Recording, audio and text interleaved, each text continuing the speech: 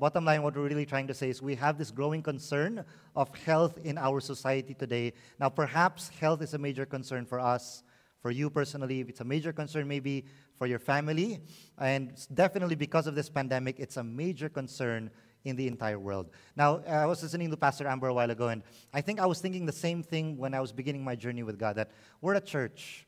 Why are we talking about health, the body, fitness? Like, aren't we supposed to talk about the spirit? Aren't we supposed to talk about the soul? Isn't that the very reason, actually, why we're saying, I want to love God because I'm done with the body, and I want to just love Him with all of my hearts? But then we get to realize that it's not only the church that deals with the spirit, and there's the gyms that deals with the physical body. The problem is, as Pastor Amber was saying, our bodies and our souls, our spirits, they're connected. They're intertwined with one another. And I think it's not an accident when Paul was writing to the church of Corinth, in 1 Corinthians chapter 16, verse 20, Paul said, honor God with not just your heart.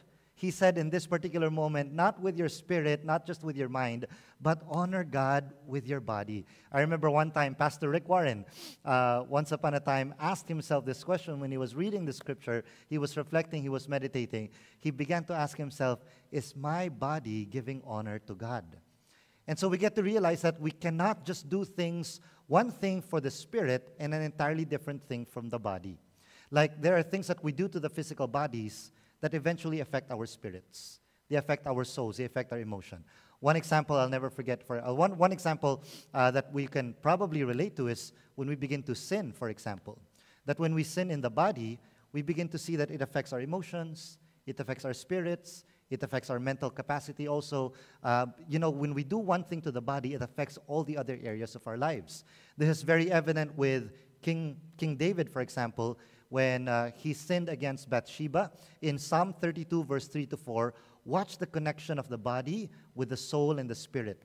David said, when I kept silent about my sin, my bones wasted away through my groaning all day long. So that's the physical, that's connected to the emotions. For day and night your hand was heavy on me. Now it becomes spiritual. My strength was sapped as in the heat of summer. Now it becomes physical. On another portion in the book of Proverbs, King Solomon wrote this in Proverbs 17, verse 22. A cheerful heart is good medicine. Notice how the spirit is connected to the body. And a crushed up spirit dries up the bones. And over again, we're going to see from the authors of the Old Testament and the New Testament, and even from God Himself, that the body and the spirit, they are connected.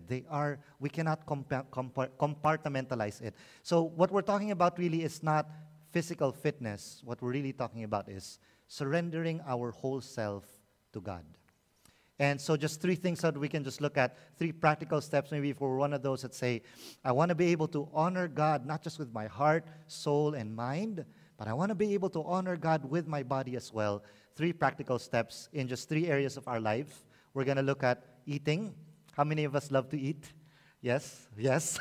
We're going to look at also exercising or moving, and then we're going to look at relaxing. So the first is this. When it comes to our eating, the first choice is this.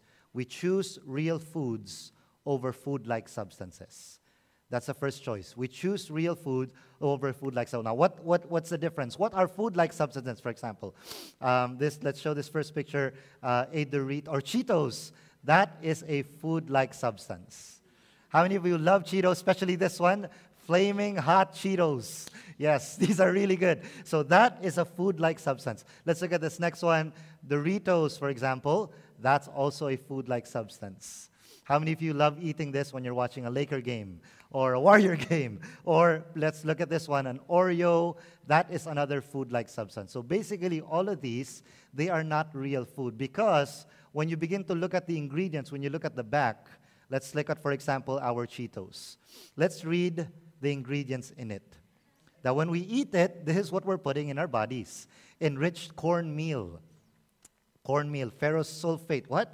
Niacin, thiamine, I can't even read that. Riboflavin, folic acid, vegetable oil, corn, canola, and or sunflower oil, maltodextrin, salt, sugar, monosodium glutamate, that's MSG, yeast extract, citric acid, artificial color, Imagine you're putting this red 40 lake, yellow 6 lake, yellow 6, yellow 5. We're putting all of that in our bodies. Sunflower oil, cheddar cheese, onion powder, whey protein concentrate, garlic powder, natural flavor, buttermilk, sodium diacid, disodium inosite. I can't even pronounce these words. So can you imagine all of these we're putting in our bodies? So for example, let's look at another one. Let's look at our Oreos. Let's go for the Oreos. So this is for the mint flavor Oreos.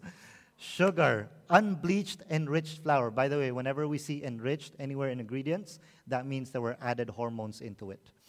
Iron, thiamine, mononitrate, vitamin B1, or at least my vitamins, riboflavin, folic acid, palm and or canola oil, cocoa, processed with alkali, high fructose corn syrup, leavening, baking soda or calcium phosphate, salt, soy, lectin, peppermint oil, artificial color, yellow 5 lake, there they go again, blue 1 lake, chocolate, artificial flavor, and so on and on. We can go on and on, but basically what we're trying to say is when we begin to pick up food from the groceries, for example, we want to be able to choose real food over food-like substance. And whenever we look at, for example, any packaging, it's a good practice for us to look at the back and look at the ingredients. That way we know what we're putting into our bodies.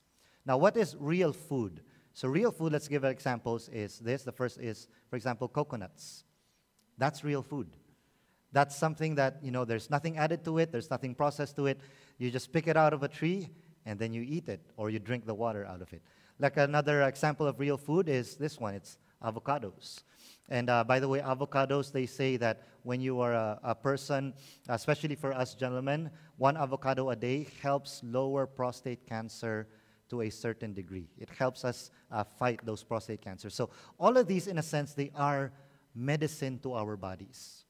And we don't have time anymore to go deep into it, but one of the pillars of health and when it comes to food is by the name of Michael Pollan. And Michael Pollan says, I have 3 pillars that I follow whenever I eat. The first pillar is we eat real food. So what is real food? Anything that must have a face or that has roots. That's real food. So coconuts, avocados, tomatoes, onions, all of these are real foods. The second pillar of Michael Pollan is eat mostly plants. The third is not too much. So all of these principles are very important in following because one time, even if you begin to, one time I was reading the book of Genesis, and when I look back at the very beginning of creation, look at what God said in Genesis chapter 1, verse 29.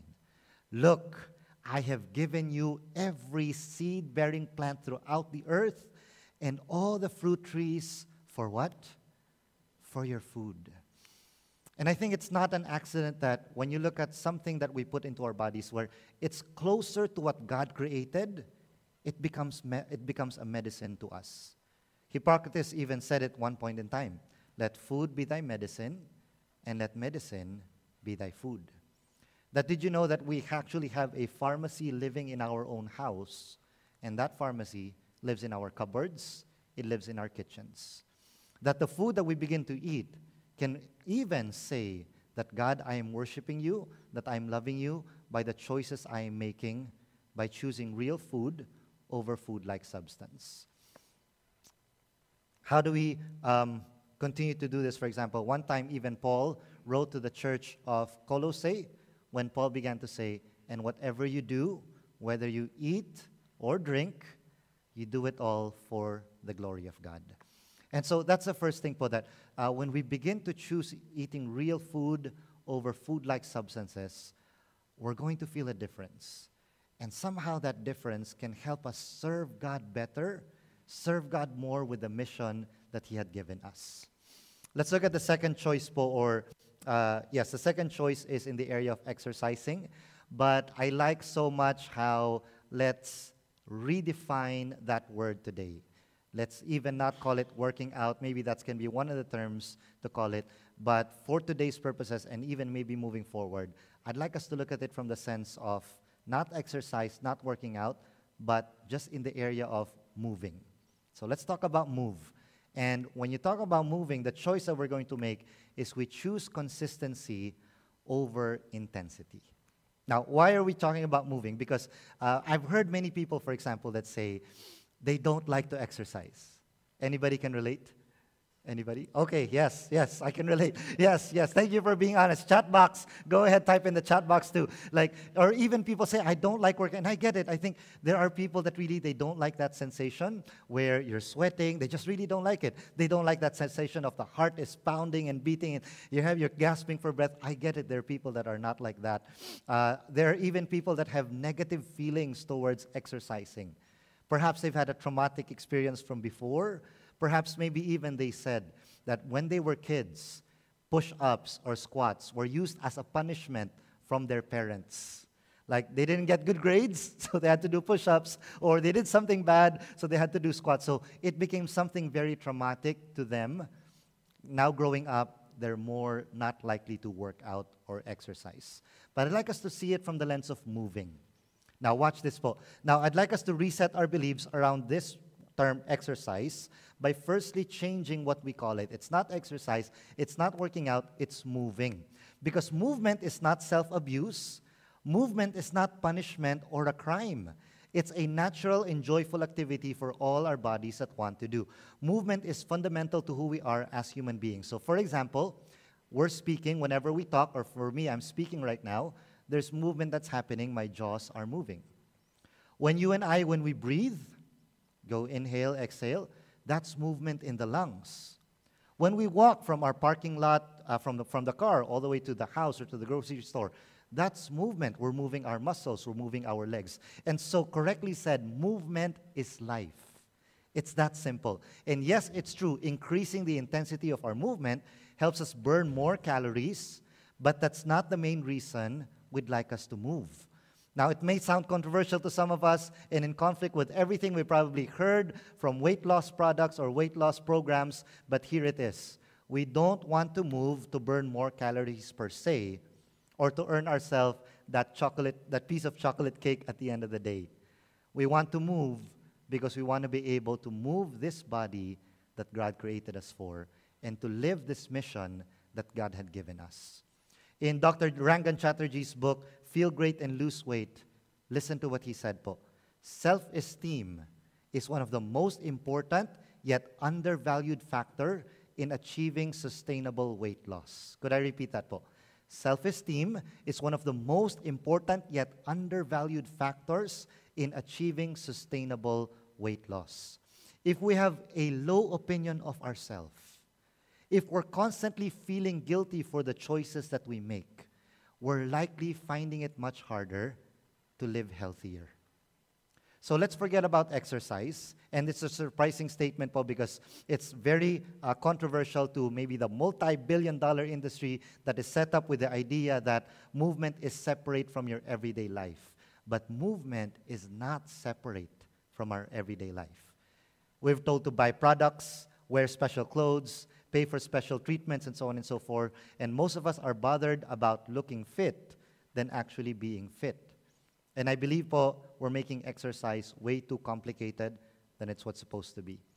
There's an author po by the name of Stefan G. Gayanet. He wrote the book entitled The Hungry Brain. And he said, our distant ancestors had a one word for exercise. What's the word? It's the word life. Now, when you look at wild animals, for example, they're constantly moving, they're living. But us human beings, sometimes when we look at our lives, we're the ones that could possibly be caged. We're caged in our offices, we're caged in our houses, we're caged in our rooms, in our cars even. And one time, Dr. Kelly McGonigal, in the book of The Joy of Movement, began to write, human beings are also storytellers. And the stories we choose to tell ourselves shape how we think about ourselves and the world. Now listen to this, watch this. One of the most powerful ways that movement can affect us is through the ability to change our most deeply held stories. So whether it's by plunging into a pool of muddy water, learning how to hold a headstand, or lifting more weight than you ever thought possible, can we read this together? Physical accomplishments can change how you think about yourself and what you're capable of. One of the trainers, or one of a strength trainer, her name is Laura Kudaradi, who works with people who have a history of psychological traumas. She observed, I have seen women who felt small for years, not just because of their stature, but because of their circumstance. But I've seen them lift more weight than I ever considered possible and then walk out of the gym a little bit more empowered. So picking up more than you can ever thought you could can very literally show you that you can handle more than you think you can. So let's not separate exercise and movement from everyday life. That is how God created us to be. God created these bodies to move, to work, to serve, to worship Him. And as Paul was saying in 1 Corinthians chapter 6, honor God with your bodies. Now, how do we do it? How do we maybe choose just consistency over intensity? Maybe just, when you wake up in the morning, you're preparing your coffee in the kitchen. Maybe you just do a few of these exercises, maybe 1, 2, or 3 with the following reps. I don't know, maybe you do 5 to 10 squats in the morning, or maybe even before you go to bed, or maybe 5 to 10 calf raises, or maybe 5 to 10 push-ups, or 5 to 10 presses, or 5 to 10 rows, or 5 to 10 lunges. Now, the point is to choose consistency over intensity. I heard one time of this story of this young boy that was saying, I chose to work out 8 hours today. Wow, how's that even possible, right? So you choose to work 8 hours a day, but you think about how is that going to make your body feel for the rest of the week or maybe the rest of the month. So the point is not to be intense in one day, but to just be consistent on a regular basis. Maybe do these movements or these exercises when you go to the kitchen, or maybe before you leave work, or maybe as soon as you wake up, or before you go to bed. The point is that when we begin to move, did you know, it begins to add value to our life. It does not just add length to our life, but it adds value to our life as well. Let's look at the length of the life that's added to us. Dr. Jordan Metzel said that when we begin to exercise or move, it begins to add to our life. Now, a recent study in the American Journal of Preventative Medicine showed that physical activity increases longevity. How? Men were estimated to gain up to 2.6 hours of life per 1 hour of moderate activity. And if you go a little bit more vigorous, we tend to gain 5.4 hours more of life for a vigorous activity. Now, women fared even better. How did the women do? Women gained 5.6 hours more of life per 1 hour of moderate activity. And how many more hours? 11.3 more hours for vigorous activity. That when we begin to move, when we begin to actually live the way God had meant this body to live, we begin to add more years to our life. But notice, it's not just adding more years to our life, but it's actually adding more life to our years. St. Paul, when he was writing to the church of Philippi, said this so beautifully in Philippians chapter 1, verse 21 to 22. The J.B. Phillips translation says, "For living to me simply means Christ. And so if I die, I should gain more of Him. I realize, of course, that the work which I have started may make it necessary for me to go on living in this world." So he's the person that says, this body that I have, this life that I still have, while I'm still living, I can do more work for Christ. I can be more efficient in my work for Christ. In Philippians chapter 1, verse 21 to 22, the NLT version, Paul says this, "For to me, living means living for Christ. And dying is even better, yes. But if I live, I can do more," what's that? "Fruitful work for Christ." One of the reasons why I like so much the story of Coach Jack, Trainer Jack, is he began to say that the reason why, even though I'm a software engineering by profession, I choose Cali Fitness as my form of ministry because I want to be able to help others too as well. It's my service to God. It's my love for God and love for people. That it's my fruitful work for Christ. And when you look at that from the perspective also of what Paul was saying in Philippians, I'll never forget Jimmy Peña. He was a man that is a deep believer of God, has deep faith in God. He was also a physical trainer. One time we had him as a guest here in Pinnacle Village. And in one interview he had with bodybuilding.com, Jimmy Peña said, "I simply believe that something so fearfully and wonderfully made deserves better attention and upkeep. To say that God only looks at the heart is one thing, but to willfully neglect the body that carries the soul, this one's kind of painful. Well, that's a heart problem. At another point, Jimmy Pena was saying, life is not about the body, but health is a means of praise. Lower body fat, better blood pressure, and a slimmer waistline in many ways can be seen as mere byproducts of obedience. And so it's not about the physical body. It's about what we do to our physical bodies can enhance our love relationship with our God and our love relationship with others as well. So that's the second. When we begin to move, let's choose consistency over intensity. The last practical step or the last choice that we can choose is we choose to relax. How many of us are stressed? How many are feeling the pressure? How many feel more burnt out now, more fatigued now than ever before? And so we need this, and maybe one practical step for us is when we relax, let's choose a screen-free Sabbath over screen-filled days. What does this mean? Did you know that in a 2014 study of 2,000 people in the UK, they painted a disturbing portrait of the average user? We check our phones how many times a day? 221 times a day, starting at around 7:31 a.m. when we look at Facebook, read the news, check the weather, before we've even gotten out of bed. Ooh, how many can relate to that? By the time we go to sleep, we've spent 3 hours and 16 minutes on our device. An even more alarming statistic from the US estimates the average user touches their phone how many times per day? 2,617 times per day. Now, at one point in time in the Philippines, a newspaper came out with an article that said, for Filipinos, for example, we are on our devices an average of 10 hours every day. The global average, they say, is around 6 hours per day. But for some weird reason, like Filipinos tend to spend more hours on their screens, 10 hours every day as compared to the average 6, the global average. And I think it's no accident, we can all admit, spending too much time on our screens. It hurts our eyes, it gives us migraines, it gives us even stress. And while a lot of our work and interaction right now is through screens, many of us were watching our worship service through the screens right now, it is possible still to choose a screen-free Sabbath over screen-filled days. So here's some suggestions for us to do.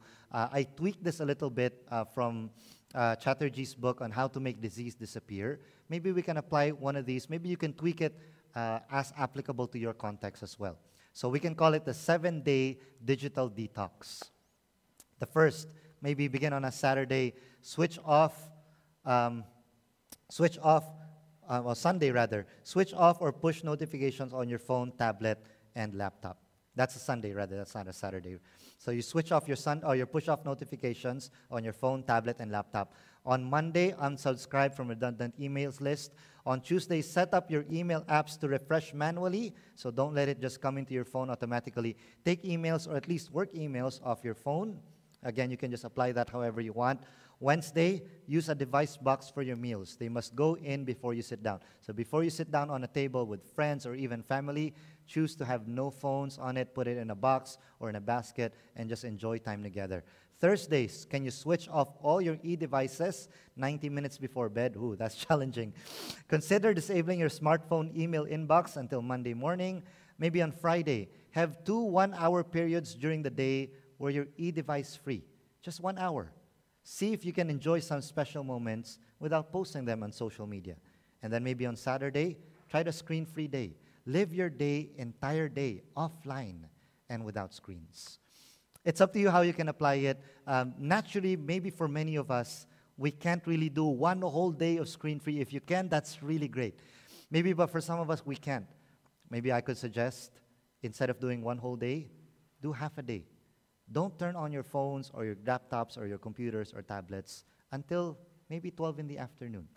Just pick one day a week where it's best applicable for you, where you can live your life not chained to our screens, not chained to our devices.